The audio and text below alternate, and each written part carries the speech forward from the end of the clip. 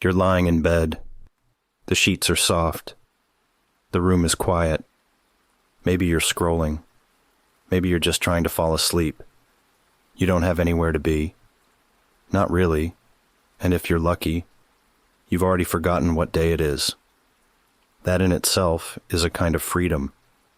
Time, comfort, the space to just exist.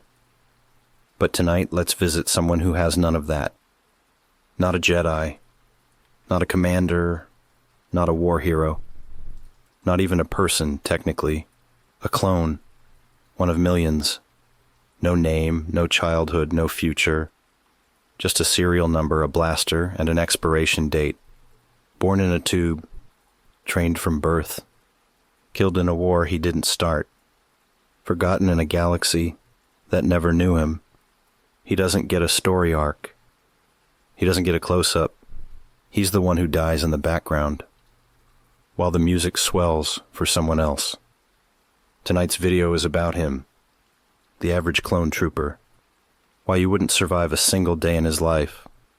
So, if you're still awake, settle in, grab a snack, let's begin. You wake up, not because you finished sleeping, not because you had a dream, not because you felt safe. You wake up because the lights turned on. Again, a bluish-white flicker pulses through your pod, harsh, humming, and faintly accusatory. It's the same glow you'll see all day, cold and judgmental, like a hospital waiting room, where you're also the patient, the janitor, and the mop. You're still alive, which means you're still useful. The Kaminoans haven't pulled your file and reassigned you to mop duty, yet. That's something. The bar is low. You're a cadet, mass-produced, genetically modified, grown in a vat, a cost-effective solution to someone else's war. You were built fast, grown faster, and sent out before anyone asked how long you'd last. You're in a pod. They call it a sleeping unit. That's generous. It's a vertical metal coffin with airflow. Inside is a slab of military foam, so thin, you'd get better rest, lying on a piece of modern art. No blanket, no pillow, just condensation and existential dread. Your skin's already damp. It always is. The Kaminoans say they're monitoring the climate settings. They've been monitoring them since batch 1. Humidity is just part of the charm. Your first breath is sharp and wet. Breathing here always feels like drinking the air through a sponge. And yet, no one ever drowns. At least, not in the literal sense. Camino is cold. Not grab a blanket cold. Get back in your pod until you're needed cold. The air, the water, the architecture, the people. If you can call the Kaminoans that. They never raise their voices. They don't comfort. They don't reprimand. They simply adjust you. Quietly, clinically. Like you're a thermostat that won't stay where they set it. They don't use names. Because you don't have one. You're CT, something, something, something. A number that passes inspection. For now. The pod opens with a hiss. Not a dramatic one. Just enough to remind you the day has begun, and you still haven't malfunctioned your way out of it. You step out. Because that's what comes next. Because there is no if in your routine. Only now. You already know what you'll see. Dozens of other pods, arranged in cold, even rows. Each one releasing another version of you. Your face, your height, your haircut, your genetic legacy. It's like waking up inside a cloning factory. Which, to be fair, you are. No one talks. There's nothing to say. You all had the same sleep, which is to say, none. No one says, good morning, because it isn't. It's just a new cycle. You climb down the built-in ladder and place your feet on the polished floor. It's metal. It's clean. It's freezing. You can see your face in it. Which is nice, since you'll be seeing it everywhere else today too. You move with precision, because anything less than efficiency is suspicious. Hesitation draws attention. Attention leads to evaluation.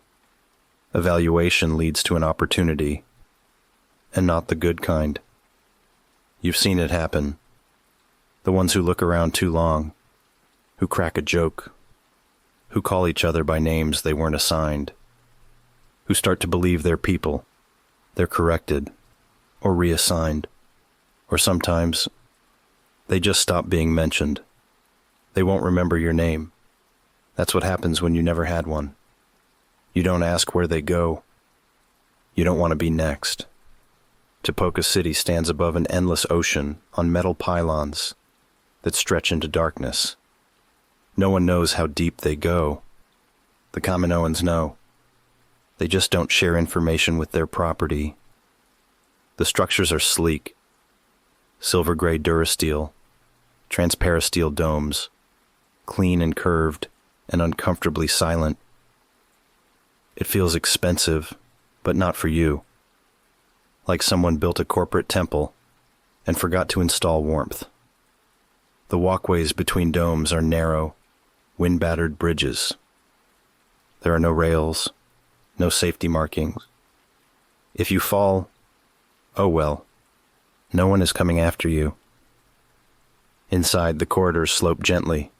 Doors open when they feel like it. The lighting never changes. Time is a concept, not a measurement. There are no windows in the barracks. You don't get to watch the ocean, but you hear it. Always. The sea beats against the structure like a reminder. If the war doesn't take you, the planet might. And what lives down there? You don't know. You don't ask. You barely think about it, because thinking is a risk. You were grown from the genetic template of Jango Fett, bounty hunter, killer, professional asset. He got a clone son and a hefty retirement plan. You got a helmet and the freedom to march in unison. You were engineered for obedience, grown at double speed, trained from birth, not raised, prepared. You're not the future. You're not the upgrade. You're the budget-friendly clone, the one that gets approved when the Senate's cutting costs. You don't get weekends, or hobbies, or preferences. You don't get to have a bad day, only short ones. You're not someone, you're something, a product, a soldier, an asset, not quite a droid, just one made of blood, skin, and a rapidly approaching expiration date. And for now, you're still on the schedule. The batches are getting worse, more defects, more deaths. The Republic is building a war from a blueprint that's wearing thin, and you're the product line holding it together with duct tape and discipline. You try not to think about it, because thinking is slow, and slow gets flagged. You tighten your belt, adjust your gauntlets, seal your armor. You look down the hall. You don't feel ready, but readiness is no longer the standard. You'll be deployed soon. Not because you're ready, just because there's no one else in line. You get dressed, not like someone picking out an outfit. There's no wardrobe, no colors, no second thoughts. Some people spend 20 minutes deciding between two shirts. You get 30 seconds to become a standardized silhouette. You're a cadet, but not for long. This is the final phase. One more rotation, one more checklist. Then you're either ready to deploy or ready to be reassigned somewhere quieter, somewhere smaller, somewhere with fewer questions. You've already passed the drills, climbed the walls, fired the blasters, crawled through the dirt, the rain, and the stun rounds. This part isn't about skill. It's about removal. They're not training you. They're scrubbing you down into something clean and usable. You start with the bodysuit. It's black, tight, synthetic, always slightly damp like it's been hanging in someone else's locker. The Kaminoans say it regulates your temperature. That's true, in the way that a wet paper towel regulates moisture. It clings to your body like static and bad decisions. The seams rub behind your knees. The collar presses into your throat. It doesn't breathe. Neither do you once it's on. Next come the boots. They're heavy, stiff, unyielding. You don't walk in them, you clunk. Every step sounds like you're wearing gilt with steel toes. They're not made for comfort. They're made to last longer than you do. Then the armor. The cadet plates are lighter than full trooper gear, but not by much. White plastoid, still sharp at the edges. No decals, no design, just shape. You strap in the chest plate, the greaves, the forearms. Everything locks into place, whether it fits or not. If it cuts into your ribs, adjust your stance. If it rides up your neck, lower your expectations. By now your movement's automatic. You don't think. You don't feel. You click and snap and tighten and seal. Your armor's purpose is to try and protect the Republic's investment. And then comes the helmet. Once it's on, everything narrows. Your vision flattens. Your breathing becomes your meditation. The external world becomes a filtered blur. Sound comes in, muffled. You're still in the hallway, but it's harder to feel like you're in it. You're looking out through a mask you didn't choose, one that doesn't blink. You line up with your squad, 5 in total. You don't speak. You don't need to. You've lived together since the tubes. Same meals, same bruises, same lectures. There's a bond. It's not warm, but it's real. You move as a unit. You correct each other without speaking. You fall into step like it's encoded in your blood, because it is. And if you're lucky, like you are, your squad is quiet. No one jokes, no one grandstands. You work, you pass, you survive. Other squads aren't so lucky. You've seen them. The loud ones, the clever ones, the ones who give each other names. That kind of behavior gets noticed, not celebrated, corrected. You learned early, the best clones aren't the most talented. They're the least visible. The only time you feel like someone, even faintly, is when a Jedi walks the hall. It's rare. Most don't speak to cadets. But the ones who do, they look at you like there's a person underneath the helmet. Not just a potential. Not just a prototype. A person. And that feeling, lasts longer than it should. Then there are the bounty hunters. Kamino contracts them to help with realism. They're here to sharpen you, not shape you. Some are cold, some are cruel, some are bored. All of them shoot to make a point. You've been stunned mid-step more times than you can count. Corrected with a boot, redirected with a fist.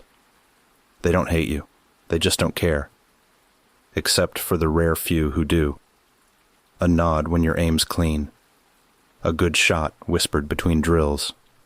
An explanation instead of a command. Those moments are dangerous. They remind you what it's like to want approval. They trick you into feeling seen. And those bounty hunters, they don't stay. Caring burns fast on Kamino.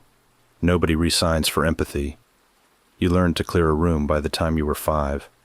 No clubs, no electives, no hobbies.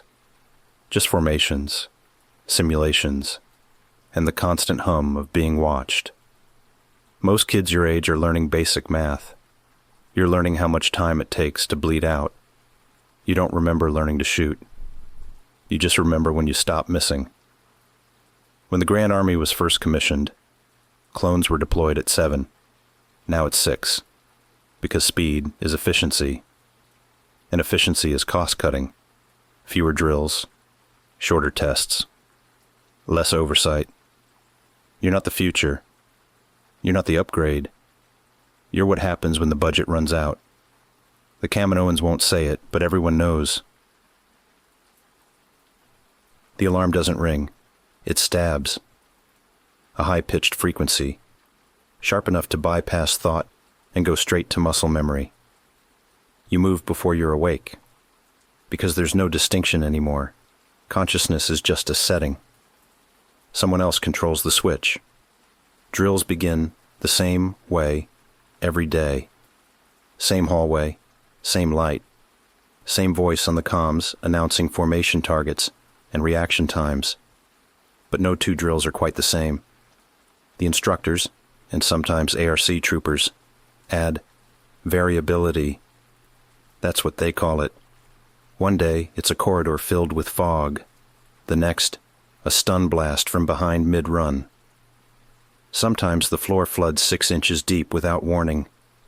They call it chaos training. But it's not chaos. It's scripted disorder, a lesson in control, disguised as unpredictability. You run the same formations 1,000 times. Room entries, breach tactics, cover maneuvers. Your timing is graded down to the millisecond. 1 hesitation, you do it again. 2, you all do it again. If you trip during a drill, you don't fall. You demonstrate a flaw in the system, and no one wants to be the flaw. After drills comes the classroom. Not a normal one. No desks, no chalkboard, no questions. Just rows of chairs, dimmed lights, holograms blinking to life, mission breakdowns, enemy silhouettes, body counts. A voice narrates overhead in flat, sterile basic. This is the cost of Republic victory. You are the investment. The screens loop short mantras, clarity and duty, loyalty and action. You are the shield. You are the sword. Individuality is inefficiency. You don't recite them. You don't have to. They're already in you. Then comes conditioning. Mental drills, deprivation tests, resistance scenarios. You're placed in a sealed room. White walls, bright lights, no sounds, no clocks, no change. Just time. Stretching, bending, then breaking. Eventually someone enters. They ask questions. What's your designation? Where's your base? What are your orders? You answer with silence, or with lies.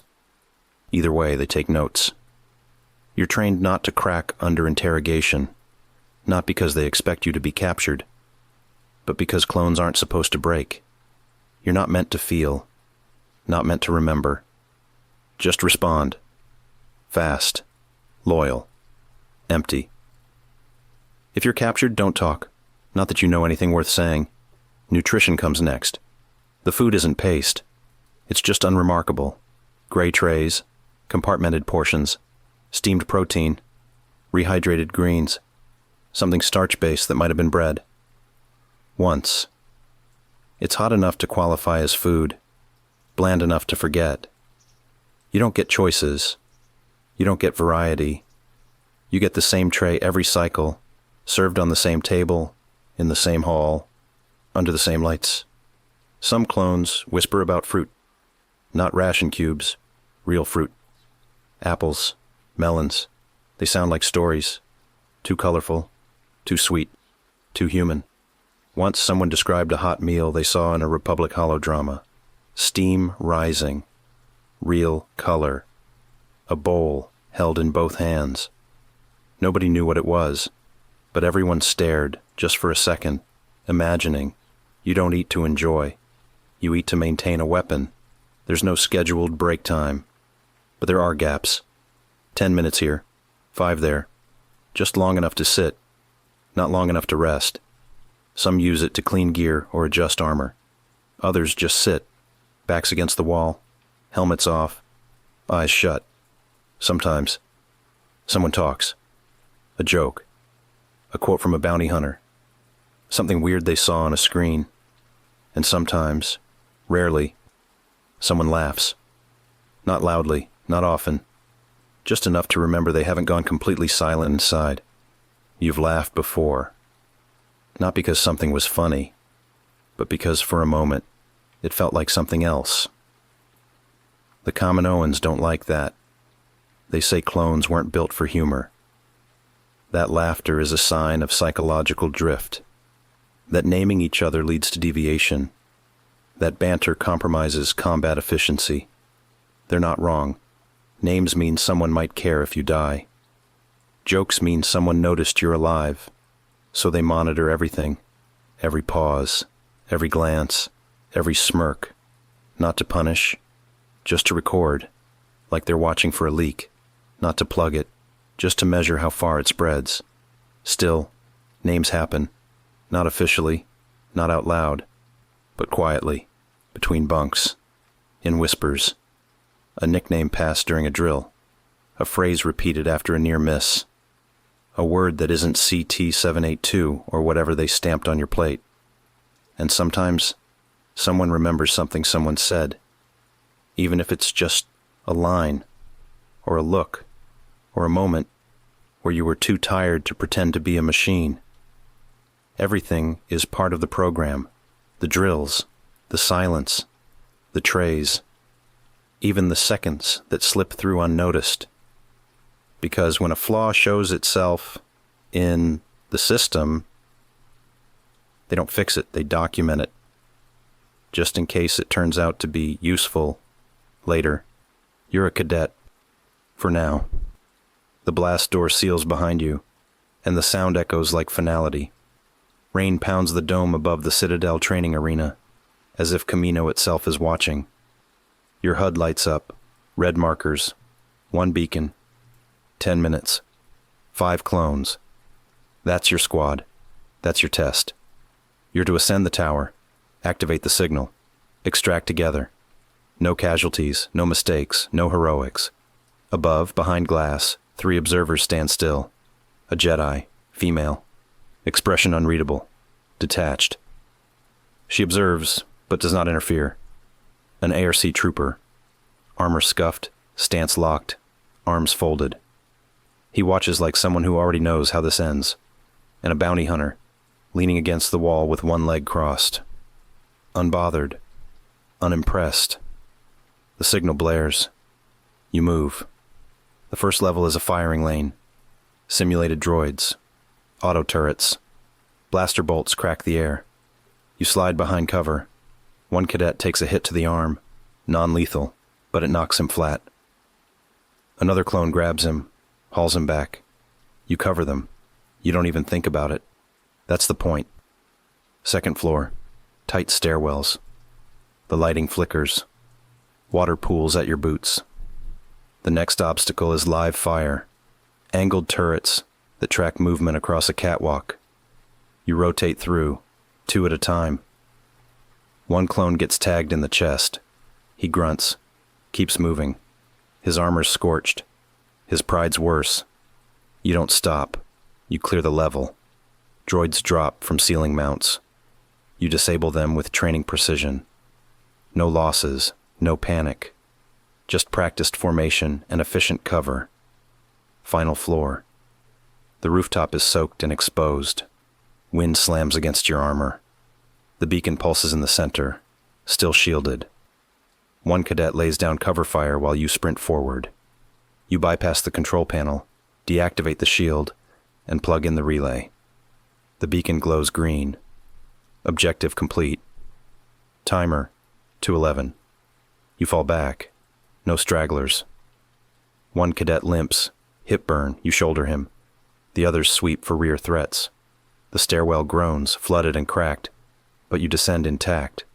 The extraction zone glows under your boots. 5, enter. 5, stand. The lights switch from red to white. The siren cuts out. Test complete. No applause, just a door opening. You're let out. Past the arena. Past the observers. The Jedi is already gone. The bounty hunter doesn't look your way. But the ARC trooper does. Later in the armory, you're issued Phase 1 armor. Stark white. Still stiff. Still clean. It doesn't feel like yours. But you wear it anyway. It's heavy, but it fits. You line up. Formal. Silent. The ARC trooper stands before you. Helmet off now. Face unreadable. Voice clipped. You're troopers now. That means something. Not everything, but something. He looks you over, like he's memorizing each face, even though you all look the same. You passed because you moved like a unit, because you carried each other. That's how you survive out there. That's how we win. He steps aside. Report to barracks. Assignments are posted. Deployment briefings start at 0500. You've got tonight. You salute. You move. In the mess hall, the paste is warm. It tastes like routine. Your old bunk is empty. A new one's waiting. The lighting feels brighter now. The armor feels heavier. You're no longer a cadet. You're a clone trooper. And now the war begins.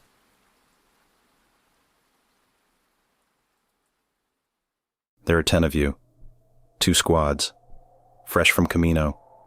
A full complement of shinies, stitched together at deployment, and dropped onto a planet colder than any training simulation ever bothered to prepare you for. No name, just a designation, just cold. The mission is unclear. Patrol, hold position, log anomalies. You're not sure Command expects to find anything out here. You're not sure they remember you're here at all. The base is prefab, corrugated durasteel bent into the shape of an outpost. A thermal generator. 1 floodlight that buzzes louder than it shines. And 10 bunks, spaced close enough that it's hard to forget there's nowhere else to be. There's no Jedi. No briefing. No war. Just wind, rations, and kilometers of ice. You're still on duty. Still in armor. Still expected to check the perimeter every 6 hours. But it's different now. There are no Kaminoans watching. No instructors shouting. No ARC troopers critiquing your blaster stance. There's silence between every footstep. Room between every order. Downtime between patrols. More freedom than you've ever had. And nowhere to go. At first, you don't know what to do with it. So you fill the time, you talk. Someone starts sketching gear layouts in soot on the wall. Another gives the thermal generator a nickname. 1 clone hums on night watch. 1 carves tally marks into his belt. Not kills. Just days survived. You find yourself laughing. Quietly. Carefully. As if it might be against regulation. You share rations. Trade stories that don't feel like programming. Someone remembers a moment from Camino, mid-Citadel test, when your squad nearly failed. You all know the story. You were there, because your whole squad made it through. You still eat paste, still drink recycled water, still sleep in armor. But for a moment, just 1 deployment, you're not just tools. You're brothers. And then, you're not. 7 days in, 2 troopers go out for the morning patrol. 1 from the other squad, 1 from yours. He passed the Citadel with you. Took a stun bolt to the back during the final trial and still kept moving. He used to crack his knuckles before every march, like it meant something. He doesn't come back. You wait an hour. Standard protocol. Then you go out. The snow is thicker than usual. The sky is worse. You find a trail, then a helmet. Crushed. Then nothing. No tracks. No bodies. Just gouges in the rock, 10 meters long. Claw marks, not from a droid. You return in formation. No one speaks. You mark it in the log. Patrol failed to return. Probable casualty. That's the phrase for it. You sleep in tighter shifts after that. Helmets on. Blasters nearby. The generator buzzes. The wind howls. Something brushes the outer wall once at midnight. No one checks. Next patrol, you sweep the perimeter in pairs. 1 clone steps on a ridge and nearly slips. The ice is cracked, like something moved beneath it. You move faster after that. There are 8 of you now, still rotating duty, still waiting for an evac, order that isn't coming, still eating, scanning, walking the same valley again and again, because the mission file says you're supposed to. The patrols get quieter, not from fear, just less to say. You all know the same thing. This isn't a battlefield. This isn't glory. This isn't war. This is a waiting room with a clawed door. You don't name the creature. Naming things makes them real, makes them bigger, makes them yours. It doesn't belong to you. The bond between your squad doesn't break. It just tightens, condenses. 8 helmets nodding in unison, 8 rifles stacked against the door when you sleep, 8 sets of footprints leading out, 8 sets returning. Always counted, always checked. There were 10. Now there are 8. That's the story. That's how it's recorded. Not for valor, not for memory, just for math. It's been 19 cycles since the last 2 troopers disappeared into the ice. No one talks about it anymore. Not because it doesn't matter, but because everything that does starts to fade out here. Just like the sky. Just like your names. The base still runs on minimal power. You still eat warm paste when the generator cooperates. You still rotate perimeter sweeps every 6 hours. You still check your weapons, clean your armor, and file patrol logs that no one reads. The Grand Army hasn't sent word in over a dozen cycles. Not unusual, just silent. The only message you received last week was a corrupted packet from Central Command. Static. Half a sentence. Something about storm patterns disrupting long-range comms. Or maybe a reassignment you'll never receive. There are 8 of you now. 4 from your squad. 4 from theirs. You didn't train together on Camino, but that doesn't matter anymore. Out here, training doesn't mean as much as shared sleep deprivation and trading gloves to warm your hands. The bond isn't professional. It's personal. The kind that only forms in the absence of structure. When there's no Jedi giving orders, no ARC overseeing your drills, no mission other than stay alive. You fill the downtime however you can. Some of you practice simulated breaches in the mess hall using overturned crates. Others loop old training footage and rate the performances. One clone stripped his DC-15S down so many times he started etching kill tally patterns into the side. Not kills, just days survived. Someone hacked a datapad to replay Galactic Standard holodramas. Another tries to teach basic Mandoa insults, even though none of you ever learned the language properly. You've learned to waste time, like it's the only thing worth spending. No one complains. You laugh sometimes, quietly, spar in the corridors, share rations, patch each other's boots with thermal tape and argue about nothing. You've stopped feeling cold. You've stopped feeling much of anything. And then one cycle, it's quiet, just like every other. You're off duty, armor half sealed, sitting near the generator with your squad mate, the one who helped you calibrate your rangefinder 3 days ago. You talk about nothing. You talk like brothers. 2 troopers are on perimeter sweep, standard path, South Ridge to Canyon Loop. They don't check in. That's not immediate cause for panic. Equipment fails all the time. Snow interferes with long range. Sometimes check-ins come 2 or 3 minutes late. But 10 minutes pass. Then 15. Then the sensors trip. First 1. Then 3 more. Then the entire south-facing grid goes dark. A low tremor hums beneath your boots. Not seismic. Not a wind shift. Movement. Heavy. Coordinated. No alarms. No briefing. Just silence. You and the others respond fast. No wasted words. Armor sealed. Rifles charged. Your squad and theirs, no longer separated, move like one. You follow the trail. You find the bodies first. Not whole. One is half buried in snow, armor crushed, helmet missing. The other is sprawled on a ridge, arms twisted, claw marks through the chest plate. You ready your weapon. It's already too late. They're waiting for you. 4 of them, massive, bipedal, fur-covered things with fists like shock mallets and faces built for brutality. Their eyes are small, focused, intelligent enough to flank, intelligent enough to wait. They hit fast. One clone goes down immediately, spine cracked against the rock. Another screams, cut short. You fire.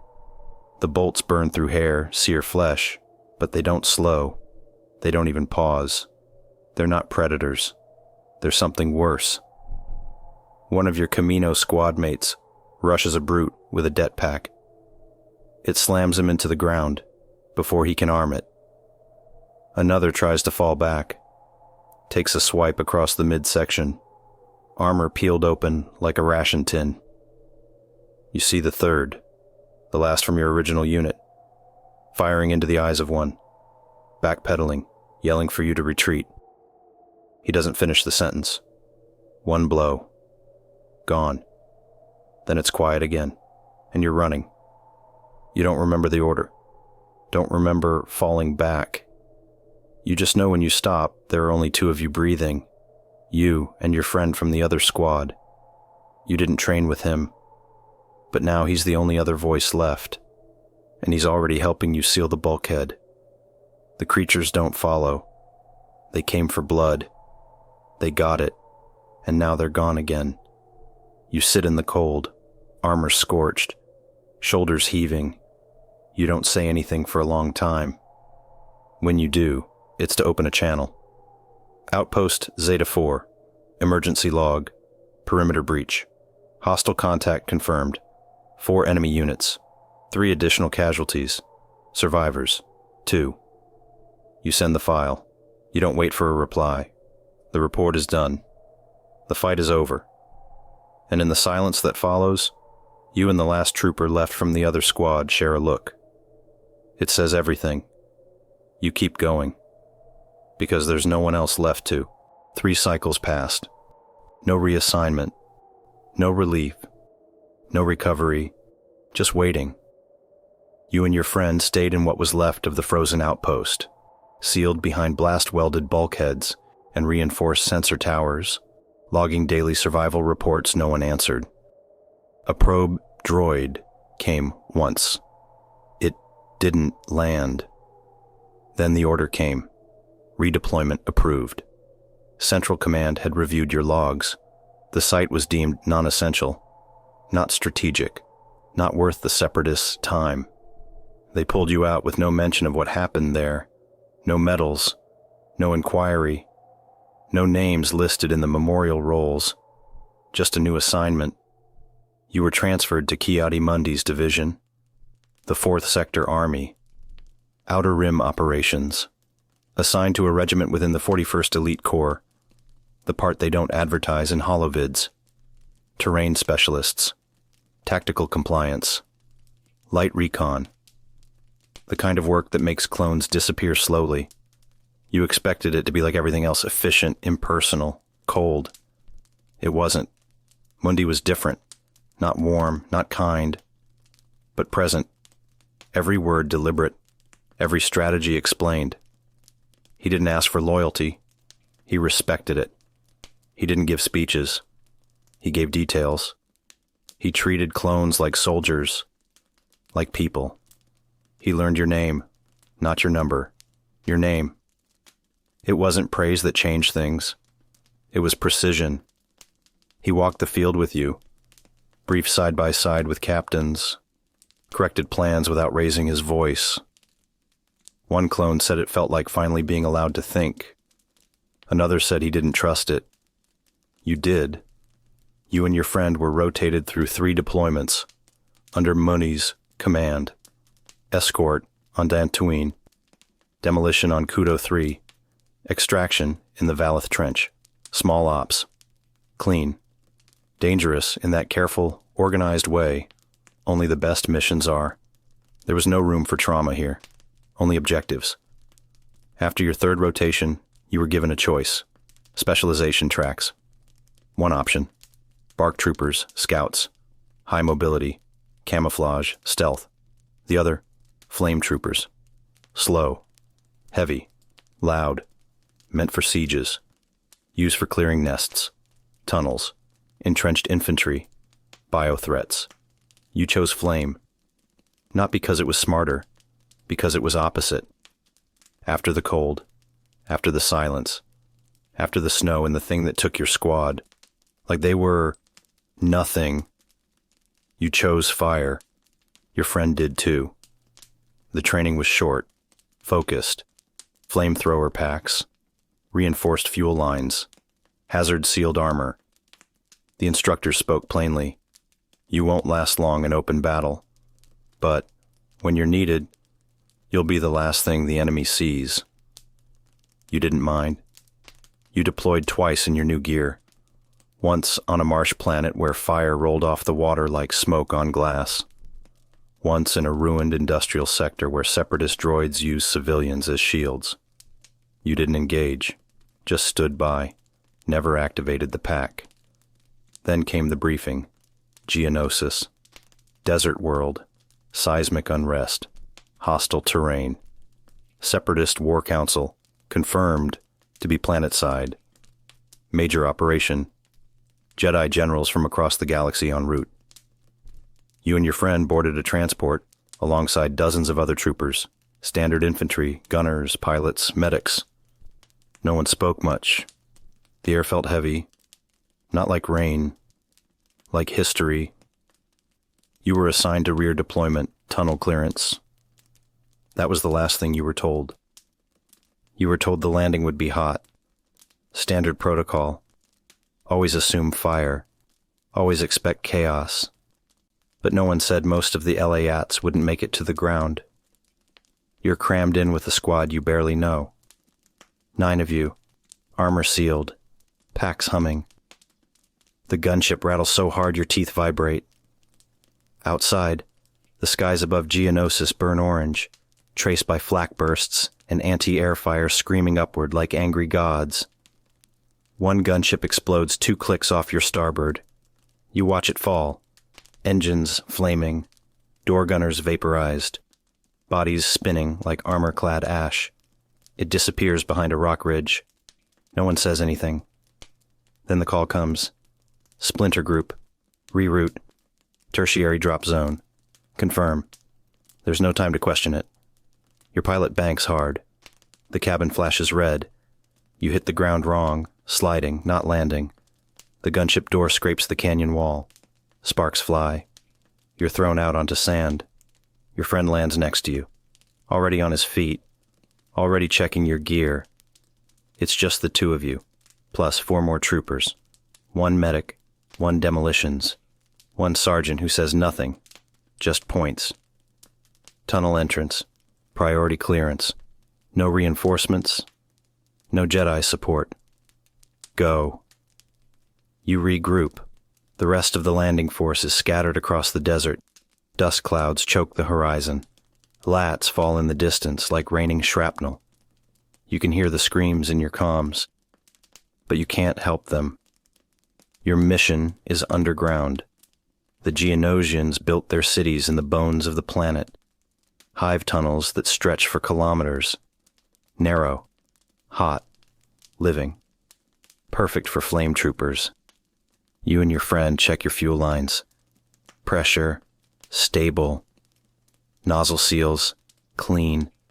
1 last breath of recycled air. 1 last glance at the sky you'll never see again. Then you enter the hole. The walls pulse. Not literally, but they feel like they do.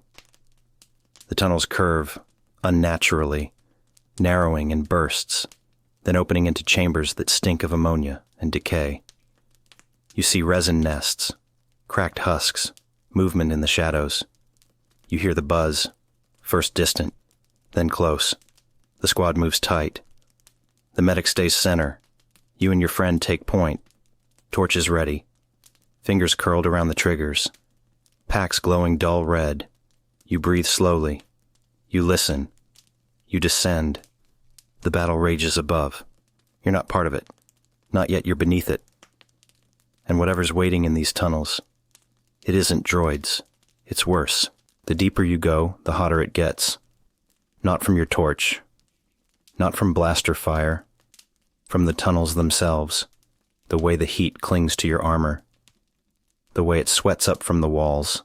Dense, humid, and wrong. Geonosis isn't dead. It's awake. You're 6 levels below the surface now. The walls pulse with sound. Wings, screeches, movement behind rock. It's not a tunnel system. It's a nest. And you've stepped inside it. There are 6 of you left. 2 flame troopers, you and your friend. 1 medic, 3 infantry. 1 demolitions clone already bleeding from a shoulder hit. You stopped calling it a sweep 2 chambers ago. Now it's survival. Dressed up like orders, you push forward. The squad enters a narrow choke point, resin-lined, ribbed with bone-colored spines. Your motion sensor flickers. Static, then nothing, then too much. They're on you. They drop from the ceiling, tear through walls. 4 Geonosians at once, then 8, then 20. You count until you stop seeing numbers and start seeing wings. Your friend moves first, sprays the entrance. The flame bursts across the horde, shrieking shadows curling and blackening in midair.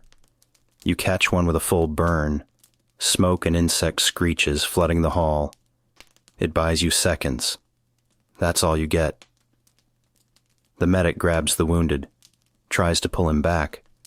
One of the infantry clones goes down, pinned, screaming, dragged into a hole in the wall. Gone before his name leaves his comm. You and your friend hold the line. 1 canister left, half a pack each. You pivot. Burn, you pivot. Burn. Your HUD flashes amber. Proximity alarm. Too many signals. Too close. 1 Geonosian breaks the line, stabs through the demolitions trooper's neck. Another rips into the sergeant's leg. You fire, point blank. Resin splatters your visor. It doesn't matter. Then you feel it. Something heavy. Something fast. One of them slams you against the wall. You hit hard. Head ringing. Vision flickers. When you come to, your friend is dragging you by the collar, pulling you behind a pile of scorched debris. The medic's already there, blaster shaking, covered in ash, eyes wide. There's no more squad, just the 3 of you. You look at him. He nods once. You both know what that means. You move. The chamber narrows again. The medic covers the rear. You and your friend lead. Packs nearly dry. Fingers twitching on scorched triggers. You make it to an auxiliary tunnel. Half collapsed. Silent. For now. You breathe. And then, a sound. Clicking. From above. He turns. It comes fast. A Geonosian warrior, armored, massive, drops straight from the ceiling and pins him to the ground. He fires. Once. Twice. Misses. You raise your weapon. Too late. The creature stabs low, straight into his ribs. He doesn't cry out. He just looks at you. Still breathing. Still fighting.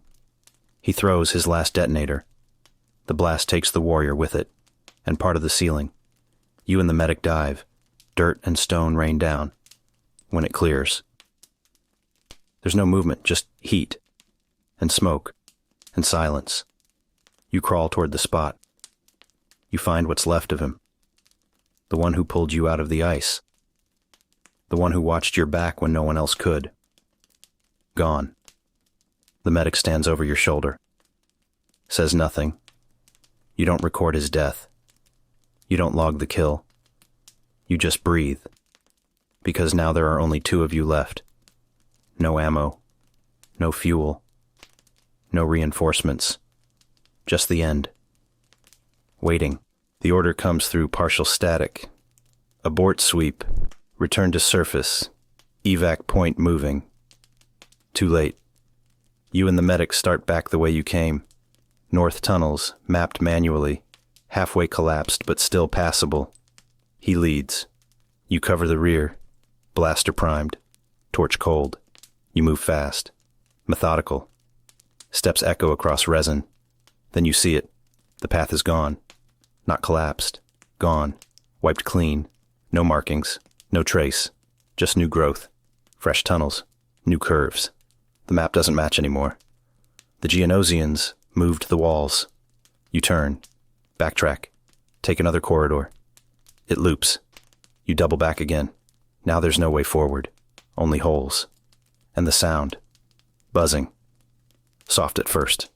Then louder. Then screaming. They didn't attack immediately. They didn't need to. They waited. Waited for you to run out of options. You fall into a defensive hold. Back to back with the medic. One power cell left between you. Torch spent. The air is thick, hot, sour, buzzing with insect musk. You hear movement from every direction. Walls, floor, ceiling. The medic whispers something. You don't ask what. Then the swarm comes. Fast, precise, like a nerve strike. You fire. You drop 3. Then 5. The medic covers the left flank. One of them impales him through the thigh. He screams, keeps shooting. Another grabs his helmet and twists. You burn it off his back. But they're everywhere. One grabs your arm. Another knocks you down. Your blaster is gone. You reach for the detonator. But before your fingers close, they're on you. Claws, teeth, resin-wrapped limbs. You're dragged down. You hear your brother choke beside you. Then, silence. You died in a tunnel no one mapped. On a planet no one remembers. During a mission no one recorded. No archive entry. No commendation. No comlink pinging your designation. Just absence. And that's the life of a clone trooper. The one we followed today, he was lucky. He lasted through training. Through the Citadel. Through deployments. Through beasts, primitive ambushes, and 24 close calls. He got assigned to a Jedi who remembered his name. He specialized. He mattered. For a while, most don't. Most are dead before their helmet finishes calibrating. Cut down in the first wave. Crushed under orbital fire. Swallowed by explosions. Forgotten by strategy. You're lucky. You made it longer than most. But in the end, you died like all the rest. Nameless. Outnumbered. Buried in silence. The clone you followed today didn't have a name. Just a number. He was born for a war that was staged on both sides. Created to die. Not for victory. For timing. For balance. For control. The Republic? Manufactured. The Separatists? Orchestrated. The clone troopers? Disposable. This one lasted longer than most. He trained. Survived Camino. Endured frozen outposts. Primitive ambushes. Frontline deployments. Became a specialist. Was given choice. Responsibility. Routine. For a moment, it looked like he might matter. Then Geonosis happened. He died underground. Swarmed. Cut off. Forgotten. No records, no honors, no ceremony. Just another missing unit on a spreadsheet no one will ever pull up again. But you were there. You saw what he went through. What all of them went through. And now, you can give him something he was never allowed to have. Recognition. If you've made it this far, if you're still watching, leave a comment. Give this clone a name. Any name. Your name. A nickname. A call sign. Whatever feels right. Because history didn't remember him. But maybe you will. Thank you for watching. If this helped you rest, helped you feel something, or simply helped you pass the time, you're part of it now. We'll be back with more stories from the archives. But for now, sleep well, soldier. And don't forget, they were all just like you.